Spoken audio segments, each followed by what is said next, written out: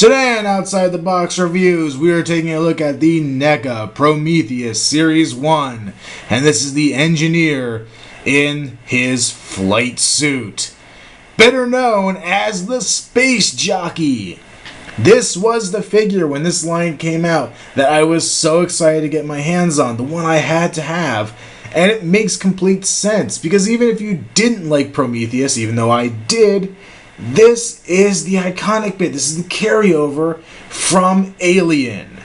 This is so important to the Alien universe that even if you didn't want this guy because of Prometheus, if you're an Alien fan, you were gonna want this guy because of Alien. This is where we first find the alien eggs. It's this body, maybe not this character, but it's the space jockey that we find with his chest burst open, the first sign of alien life form, and in his ship we find the alien eggs. So it's an iconic bit out of an iconic movie, even if the presence of the space jockey is a less than stellar bit out of a movie that probably never will become iconic that came out this year. I keep wanting to talk about the movie, but let's not talk about the movie. Let's talk about this action figure right here. It's another figure in this line that we got no accessories with, nothing. But that's okay, because the figure speaks for himself. I feel like it's a lot like a Predator. You wouldn't put anything with the Predator he didn't use.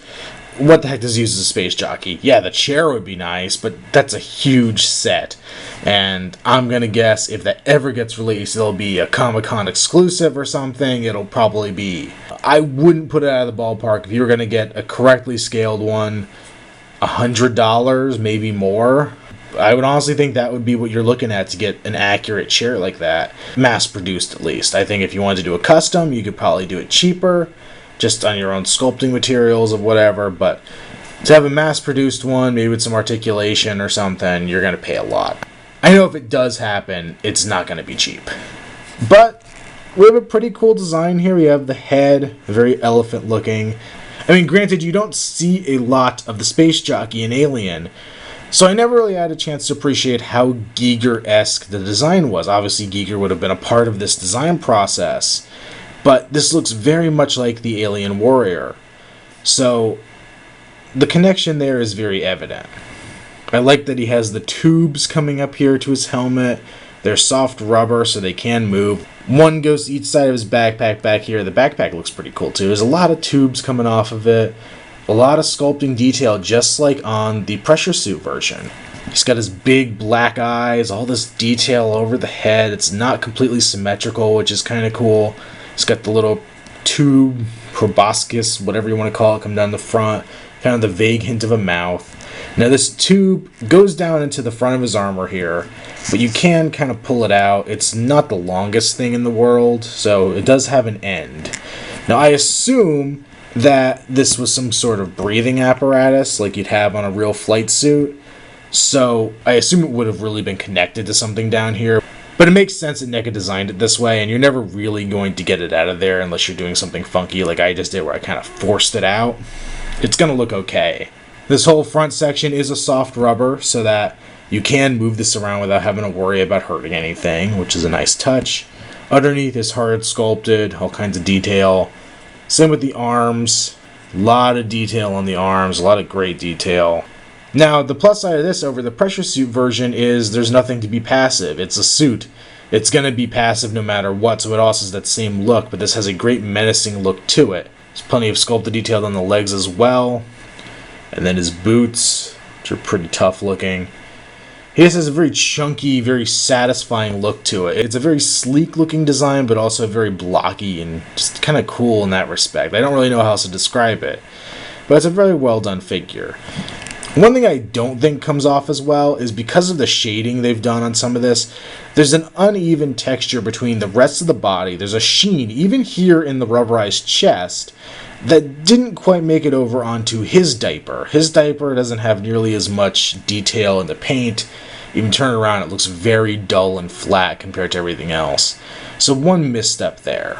These tubes remind me a lot of the Predator tubes where, I mean, these ones aren't going to really get messed with at all. These ones on the legs, I mean, they will move with it quite a bit. You'd have to be very aggressive with it to mess them up, which is always a good thing. For articulation, the engineer has a ball-jointed head. You get a lot of side-to-side out of it, a little bit of up and down. Once again, very hindered with this design, mostly because of the helmet. Not a big deal, because even in the movie, it almost looked like they were fixed in one position with the head, so I'm fine with that. Pin socket shoulder. Once again, also like the pressure suit version, you can't go up too far, but you can go down and swivel around. There's a bicep joint. He can bend at the elbow, though not as much as I'd like, less than 90 degrees. He can also rotate at the elbow, but you can rotate mostly when it's extended. If you bend it, you really just can kind of swivel it. It's a little messed up. Ball jointed wrist. One thing I do like is they have this kind of wrist cuff here that's part of the glove in the hand and not part of the body. It gives you a greater range of motion with that you wouldn't have had otherwise. You have a mid-torso joint just like on the other one. Because of this rubberized front, you can really make a lot of use out of it, a lot of turning. He's of course hindered because he has these tubes, and I'm sure if you put him in extreme poses with his legs and then tried to rotate the upper body, you're going to run out of space quick. Like if I put the leg back and then tried to rotate more, I mean, you're going to end up finding ways to shorten the length of those tubes and make it more annoying on yourself. As I mentioned before, he has the rubber pelvis area, which really doesn't make a whole lot of sense because none of his articulation really merges onto there, so it's a little odd. I guess it kind of covers a little bit of the back end. The legs have the swivel hinge. You can rotate to get that ball whatever way you want to go out. He doesn't really go in and out to the side much at all anyway. Rotate at the upper leg, bend and rotate at the knee, and a ball-jointed foot with a pretty decent range of movement. It does weird me out, by the way, that this figure has a bicep swivel and the elbow articulation, even though I don't like the elbow articulation as much. And the pressure suit version does not have that bicep swivel. I honestly didn't even realize until I was doing this review that this guy had different articulation. I figured they were the same buck with different sculpting on it, but no, it's different. It's very much different, which surprises me. That seems like a very odd choice on NECA's part. But I like it because, like I said, the elbow swivel doesn't really account for much, so you do get a workaround on it. As a quick height comparison, we could see here, he is minutely taller than the pressure suit engineer on the left here. Everything works out. He is bulkier because theoretically this pressure suit goes underneath the chair suit, so that all makes sense to me. That seems to be the way it should work. He also stands taller, but not by much, to the Predator. Now, granted, the eye line is considerably different, and this is the Predator 2 City Hunter, so it is the tallest version of these Predators we have. So if you had some of the older Predators, the Series 1 and all that stuff, they're going to be shorter. But the eye line would be much lower for the Predator, but the top of the head is roughly the same height, so not as much height difference as we should have, considering a Predator in real life would be around 7 foot tall, I believe, is about the best we've ever gotten with a Predator. I think Kevin Peter Hall was the tallest, and I think he was around 7 something. And then the engineer should be roughly around 8 foot tall. Ironically, however, the actor who portrayed the engineer in Prometheus actually was one of the Predators in the AVP movies. So, in all reality, the fact that he's about the same height as the Predator is really more of a real-world setup than a movie world setup. I'm not surprised we got this height with this guy. I'm not really upset, but it would have been cooler if he was more to scale. If we bring in the T-1000 figure from NECA, we can see how he stacks up next to a human. I think this height difference looks really nice. I think it's impressive. He looks like he would be threatened by something of this size, which works out well. And I brought in the T-1000 because I'm going to say that Robert Patrick would probably be a fair estimate for a standard human. Arnold Schwarzenegger might be a little on the large side, but Robert Patrick is pretty benign when it comes to height and everything. So I figured this would be a good comparison. Now, granted, he is slightly in a bent leg position, but not by much, And assuming we get anywhere near what we got with the Predator 2 line, we're adding that leg articulation, lengthen the legs a little bit.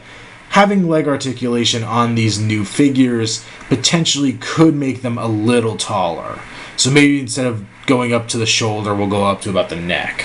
But overall, I am incredibly excited to have picked up this figure. I'm going to give him a very high recommend just because he fits into two different categories. He both runs in the Alien line and he runs in the Prometheus line. And granted, those are connected properties, but it works out well that you can buy him for either version of your fandom. If you like the movie, keep him with the movie stuff. If you just like Alien, you could still pick this guy up. You could put him in the back, you can make him a custom chair, do something, and have your space jockey. You don't even have to call him an engineer if you don't want to. He could just be the space jockey, like I've been calling him this whole time. Because that's what he is to me. He's the space jockey. Especially in this suit. When he's out of the suit, it's easier for me to remember to call him the engineer, but in this suit, it just becomes a space jockey. Now, NECA has at least 2 more lines of this figured out, hopefully going to be released next year. Wave 2 is the one I am so very excited for. I was kind of lukewarm on these engineers when they were coming out. Granted, I wanted this one really badly, but the other one, I was just kind of like, okay, we got to get through this. Next time, we are going to get the Deacon alien from the end, and he's more than just the Deacon. We are going to get the infected engineer head, and we're going to get 2 hammerpedes with him, which has me flipping out. I've always kind of wanted to see NECA do a creature pack, mostly for the Predator line. I thought would be cool, like a skull and smaller creature pack, maybe the Falcon for Falconer that we're finally going to get in a different way. But they're really doing it with Prometheus. We're going to get a small-sized alien and then some major-sized accessories, which has me very excited and I hope it comes out very well. I'm really hoping it's going to be cool. And then we get David. David's another one I'm excited for. I think it works very well that if this line doesn't carry on past Series 2, David is the right choice because he is not human. He is an android, and we can just use that and be like, okay, well, we got the android out of the set instead of getting part of the crew and not getting all of it. Beyond that, Wave 3, we're looking at Shaw, who would have that severed David head, which would be cool. And I think infected Fifield or something like that. And then maybe an infected Holloway planned in the works somewhere along there. All things I want to see. I want this line to continue. So, recommend on this guy. Definitely go pick him up. Make sure you check out Outside the Box Reviews on Facebook. I'll post new updates on there.